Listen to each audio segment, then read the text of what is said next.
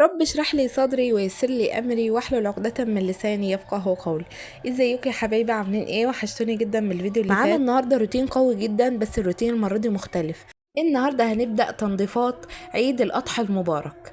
معانا النهارده هننضف الشقه وهنرص الدواليب وكمان هنغير الملايات، وكمان عايزه اقول لكم معانا فطار وغدا وعشاء بجد تحفه. وهنعمل وصفه حلوه قوي هتعجبكم، مقاديرها بسيطه، جربوها لاول مره. يلا بينا ندخل على الفيديو، بس قبل ما نبدا ما تنسيش تحط اللايك وتشترك في القناه، وكمان ما تنسيش تفعلي زر الجرس علشان يوصلك كل جديد من فيديوهاتنا. يعني انا عايزه اقول لكم، انا عايزه بقى على الفيديو ده لايكات كتيره قوي، لان بجد اكتر اللي بيتفرجوا مش عندي على القناه. يعني ازاي تتفرجي على الفيديو بتاعي كده وتخرجي من غير ما تشتركي؟ يعني ما تزعليش منكم بقى. المهم دخلنا هنا على الاوضه الصغيره وجبنا الملايه اللي كانت فيها اشتلناها كده زي ما انتم شايفين، وحطينا ملايه تانية لونها فاتح. حبينا نغير كده مود الاوضه ونفوقها كده معانا. انا عايزه اقول لكم هي الشقه اصلا كلها كانت منضفه، انا كنت منضفاها تنظيفه عميقه لسه قريب. وكمان كنا رصين الدواليب مع بعض الفيديو اللي فات، مش فاكره الفيديو اللي فات ولا اللي قبله. جبنا الدواليب كلها رصيناها علشان ننزل الصيفي ونطلع الشتوي. كنت اخر واحده تعمل كده. لو فاتكم الفيديو ارجعوا اتفرجوا عليه، وارجعوا اتفرجوا، خدي لفه في قناتي على فكره فيديوهاتي هتعجبك قوي. جيت هنا بقى نظفت السرير زي ما انتم شايفين كده، واخدت كام حاجه من دول كانوا عايزين يتحطوا في الغسيل حطيتهم، وجيت اخدت الحاجات اللي هتترفع في الدولاب رفعتها برضو. وبشيل بقى الدفات طبعا عشان احطها في الدفايه دي، كانت عندي بقالها شويه بس ما بستعملهاش. والحاجات اللي عايزه اطلعها بقى هطلعها. وكمان هبتدي ان انا حطيت البطانيه دي كانت مغسوله ومحطوطه في الشنطه، وحطيتها بقى في الدولاب كده. وجيت هنا اشتلت الشتوي، بشتله طبعا من الضلفه اللي هي تحت ايد زوجي، بشتله بحطه في الضلفه اللي فوق علشان ايه تبقى بعيده عننا. الشتوي كله بشتله بحطه على جنب. جيت هنا بقى اخدت الهدوم بتاعته الصيفي خليتها على جنب. شفتني وانا بتكلم في التليفون؟ شفتوني انا في الوقت ده كنت بكلم سمر بنت عمتي. اكلم اي حد بتحبيه بقى، اقعدي سبحي واستغفري. يعني عايزه اقول لك احلى حاجه ان الواحد يفضل وهو بيشتغل كده. في كام حد كده معين في حياتي، يعني اي اختي، سمر بنت عمتي، كام حد كده في حياتنا بتبتدي ان انت تاخدي تتكلمي معاهم وتحسي ان انت بقى ايه مشغوله. يعني تحسي ان انت الكلام واخدك، فانت ما تحسيش بالشغل اصلا. يعني بينسوكي كده التعب اللي انت بتتعبيه. المهم جيت هنا اخدت الحاجات دي برضو طبقتها، والحاجات اللي هشيلهم برضو هوديهم لحد ولا كده. وجيت هنا بقى رصيت له الهدوم بتاعته، حطيت التيشيرتات على بعضها والاطقم الداخليه على بعضها والبناطيل كمان على بعضها. الجواكت حطها في الدولاب التاني، والقمصان اخدتها الناحيه التانية لان هو مش بيحب لبس القمصان قوي. والشنطه اللي هناك دي كان فيها شويه حاجات لبس بيتي بس صغر عليا برضو، بيتي وخروج. حطيتهم برضو على جنب كده لوقت ما ابقى محتاجاهم يعني. طبعا لميت السجاد كله وكنست ومسحت. انا عايزه اقول لكم مسحت بالفينيك كده علشان الريحه كده تبقى انتعاش. فينيك ديتول، يعني بصي المعطر اللي انت حابه تحطيه حطيه. جيت هنا بقى غيرت الملايه برضو بتاع السرير الكبير.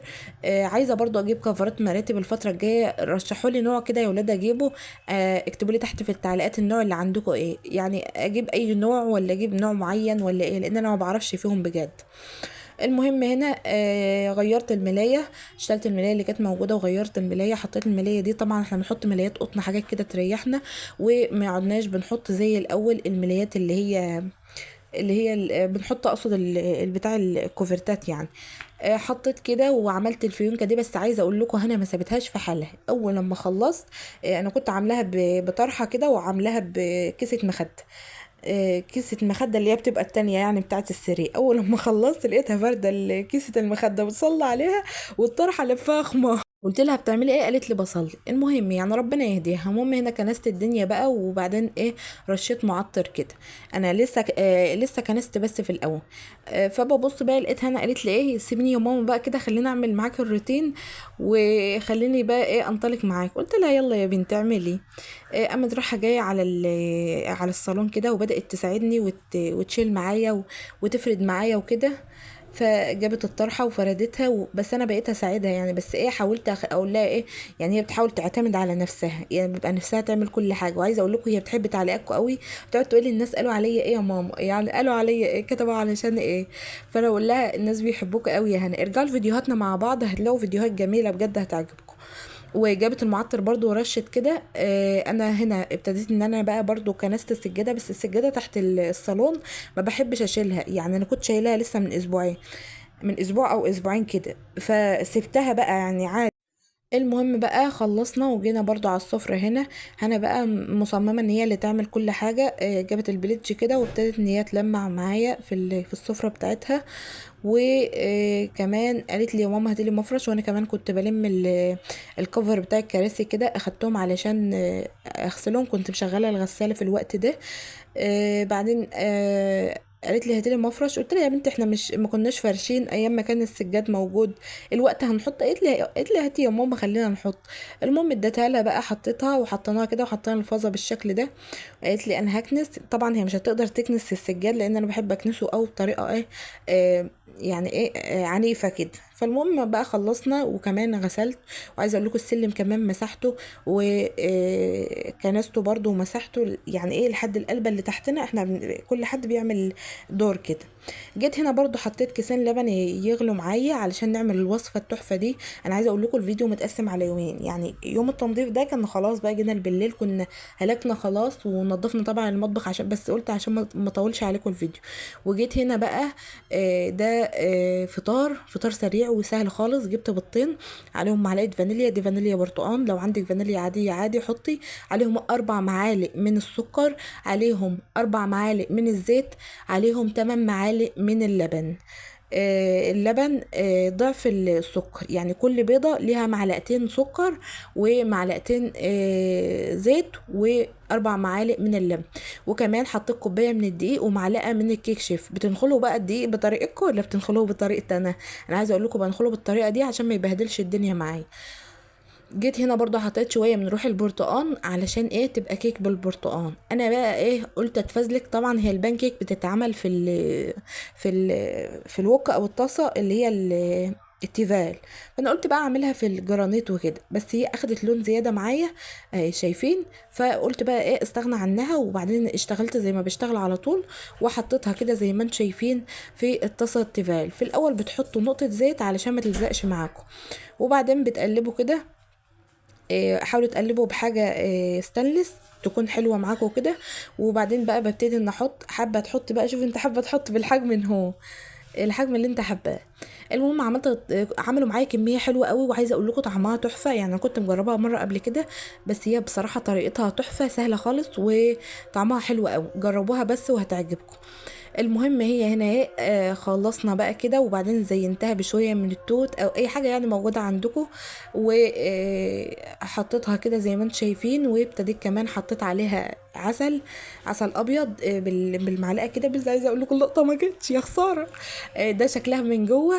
و رحنا بقى فطرنا هنا، وتعالوا بقى ندخل على اليوم بتاعنا. معانا اكله تحفه النهارده ما اكلناهاش من زمان. تعالوا بينا يلا اقول لكم هنتغدى ايه. هنتغدى النهارده سمك، بس مش اي سمك، يعني السمك بتاع النهارده كده طريقته تحفه. جبت سمك بلاميطة كده زي ما انت شايفين، وكمان جبت 2 كيلو رز. بستعمل منهم، بحطهم في علبة كده وبستعمل منهم. بنجيبه كده سايب الكيلو ب25. كمان جبت بصلاية وحبة حلوين كده من البطاطس، طبعا البطاطس ايه زي ما انتوا حابين. جبت البصلاية قشرتها، وكمان جبت البطاطس. طبعا انا فرشه مفرش من اللي هو بتاع السفره ده، بحيث ان انا اخلص وابتدي بقى ان انا ايه الم اللي عليه. يعني انا فرشاه كده اقشر عليه وانضف عليه. كمان هنضف السمك برضو، هجيب واحد تاني هنضف عليه السمك وبعدين هشيله. المهم غسلتهم، وكمان جبت قرنين فلفله اخضر، لو حابين تحطوا فلفل حامي عادي. برضو نضفتهم وحطيتهم كده على البطاطس. وكمان جيت على السمك هنا اهو، ابتديت بقى ان انا انضفه، بشيل الزعانف بتاعته وبنضفه كويس، وكمان بنضف القلب بتاعه. وبعدين بلم ايه الزفاره بتخلص منها. بعدين جبت البليتج كده لمعت، وكمان لمعت بشويه من غسلته بشويه من الاريال والكلور اللي هو الاوكسي او اي مسحوق يعني عندكم. المهم جيت هنا بقى على السمك تحت الميه، انا حبيت اوريهولكوا تحت الميه وانا بعمله.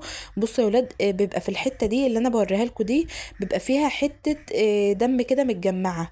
فانا ابتديت ان انا احطها تحت الميه، غسلتها غسيل كويس، شطفتها يعني شطف كويس، وبعدين حطيته هنا اهو، وابتديت ان انا قسمته بالنص زي ما انتم شايفين كده. طبعا لو حابين تسيبوها على بعضه مفيش اي مشكله. جبت ليمونتين عصرتهم عليه، لو موجود خل عندك برضو بتحطي، بس انا ما كانش موجود عندي في الوقت ده. حطيت عليهم الليمون، وبعدين حطيت عليهم شويه من الميه، يعني كملت المقدار عليه ميه كده، بحيث ايه ان هو ينزل برضو شويه الدم اللي لسه فيه. جيت هنا بقى على البصله. جبت هي بصله كبيره، ابتديت ان انا اقطع ناعم خالص كده.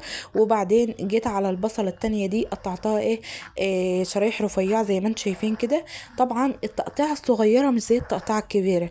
كل ما بتقطعي البصله بتاعتك صغير كل ما كان طعمها يعني بيبان اكتر في الاكل. ويا سلام بقى لو بشرتيها بتلاقي الطعم خلاص باين خالص. ولو ضربتيها في الكب زي ما انت حابه، انا بحب اقطعها التقطيعه الصغيره دي. وكمان قطعت الكام واحده الكبار دول بحيث ان هم يدوا شكل حلو كده في الصينيه. وجبت كمان حوالي 5 فصوص من التوم، عملتهم كده في المفرمه بتاع التوم. حطيت رشه فلفل اسود ورشه كمون ورشه من الجنزبيل، ورشه حلوه برضو من الكزبره الناشفه. وبعدين حطيت شويه من الزيت، وبعدين بقى نزلت عليهم دعك كده. طبعا احنا في الحر ده بنعمل الاكل بتاعنا ني في ني. ني في ني يعني ايه؟ يعني ما بنسبكش ما بنحمرش. بس انا عايزه اقول لكم الطريقه دي كانت تحفه، يعني السمكه كده تاكليها، يعني تاكلي الصوص اللي تحتها قبل ما تاكلها هي. المهم ابتديت بقى ان انا اقلب كده زي ما انتم شايفين، فركتها بالشكل ده. وبعدين حطيت البطاطس اهو زي ما شفتوا كده. وبعدين جبت البطاطس سبت شويه منهم، طبعا حطيت عليهم معلقه، واخدت كمان شويه من التتبيله دي حطيتها على جنب. حطيت كده صلصه الطماطم دول شويه طماطم مضروبين، وحطيت الصلصه. طبعا ده هعمله طاجن. شويه اللي على جنب دولت هقول لكم دلوقتي هنعمل بيهم ايه. دي بقى ده حطيت عليها رشة زيت ورشة من الملح المبهر. وعايزة اقول لكم كلي احلى طريقة سمك مشوي زيت وليمون، يعني انا عايزه اقول لك طعمه كان خرافه. بس ما تسيبوش بقى في الفرن كتير بحيث ان هو ما ينشفش منك. طبعا زي ما انت عارفه السمك مش بياخد وقت، زي ما انتوا عارفين طبعا كلكم شاطرين وعارفين. تعالوا بقى هنونا هنا برضو هتقدم لكم وصفه الرز، هتقول لكم هتعمل بقى في ايه. هي هنا الاول حطت معايا شويه من الزيت، وبعدين جابت بصلايه متقطعه وحطيتها كده، اما اخدت منها لون مدي على بني. طبعا ما بحبهاش تغمق قوي عشان الرز يبقى لونه غامق قوي. المهم هي حطت بقى عليها شويه اللي انا قلت لكم هنشيلهم على جنب من التتبيل. وبعدين حطت شويه الميه كده، وبعدين وطينا على الرز وسبناه على جنب بحيث ان الميه بتاعتي تاخد لون من البصلايه. بعدين هنا بقى ابتدت ان هي تحط الرز. طبعا هي بتوقع لان هي يعني مش ان هي قادره تمسك قوي او مش قادره تملك قوي، يعني مش مالكه للمطبخ ولا مالكه للدنيا حواليا يعني. جيت برضو عملت طبق سلطه كده، هديت بقى على الرز ووطيت عليه وسبته على نار هاديه. وطبعا السمك في الفرن زي ما انتم شايفين. وجيت هنا ابتديت عملت السلطه زي ما انتم شايفين كده وحطيتها. جيت هنا بقى السمك اهو لونه تحفه طعمه خطير، يعني انا عايزه اقول لكم كانت اكله تحفه بجد. طبعا الصينيه بتاعتك لو بتحبي تنشفي الصلصه بتاعتك، تحب الاكل يكون ناشف كده، اعملي زي ما انا عاملاه كده. لو حابه يكون فيها صوص شويه اشتليها من النار قبلها. واعملي حساب ان الطاجن اصلا بيفضل محتفظ بدرجه الحراره، يعني لو سايبه فيها شويه صوص سيبوهم بزياده شويه علشان كده كده يعني الطاجن بياخد من حرارة الصوص. شايفين الرز وجماله وتحفته؟ مش قادرة اقول لكم بجد الاكلة دي كانت جميلة ازاي. الف هنا وعافية بقى. المهم ده كان الغدا بتاعنا، نيجي بقى على العشاء. اتغدينا بألف هنا والشفا. جيت كان ابو هنا جايب لنا طعمية كده، وبعدين كان جايب لنا شيبس بيج ده. الشيبس ده اصدار مصري. اسكت يا حمود عشان اعرف اسجل، مزعلوش مني يا ولاد لو في صوت جاي. وعايزه اقول لكم انا امبارح كانت سخنه كده وكانت درجه حرارتها مش مظبطه. فعملت جبنا لها بسكوت كده شاي، وعملناها شاي باللبن من اللبن اللي احنا غاليينه. شايفين كان بجد مبهدله في نفسها قوي وكانت هبطانه لان احنا كنا في المقابر امبارح. المهم طبعا ده كان جالي كيس المسحوق، ده كان جالي قلت اقول لكم عليه لان انا جربته امبارح. تحفه يا ولاد في الغسيل، جربوه. هو كيس كيلو ونص كده، 1500 جرام. وكمان كان ب55 جنيه. جيت هنا بقى على الخضار ده، كان جاي لي برضو من قبلها، قلت احطه كده في اطباق. وكمان كان جاي لي ليمون برضو، فضيته اهوت في علبة وحطيته. وكمان كان جاي لي اكياس من اللي هي اكياس الباسكت، اعزكم الله يعني. جيت برضو بعد العشاء كده، حبينا نحلي في السهرة يعني، بعد وقت كده حبينا نحلي. جبت ايس كريم الفراولة ده وحطيته كده زي ما انتم شايفين، وجبت حطيت على وشه قطعة من المانجا. طبعا كانت المانجا قربت تخلص، فحطيت بقى ايه حتة قطعة صغيرة كده بحيث ان كله يدوق منها. حطيت لي انا وهنا وهنونة، وحطيتهم كده في الطبق، وحطيت عليهم كمان الفريسكا دي كانت جايلي برضو. بس خرجتها من الكيس بقى وحطيتها، لان الجو حر اصلا وهي كده كده بتسيح. وبرضو فضيت كيس شيبسي كده على جنب، وقعدنا بألف هنا وعافية. لو وصلت للجزء ده من الفيديو ما تنسوش تحطوا لايك وتشتركوا في القناة، وكمان ما تنسيش تفعلوا زر الجرس علشان يوصلك كل جديد من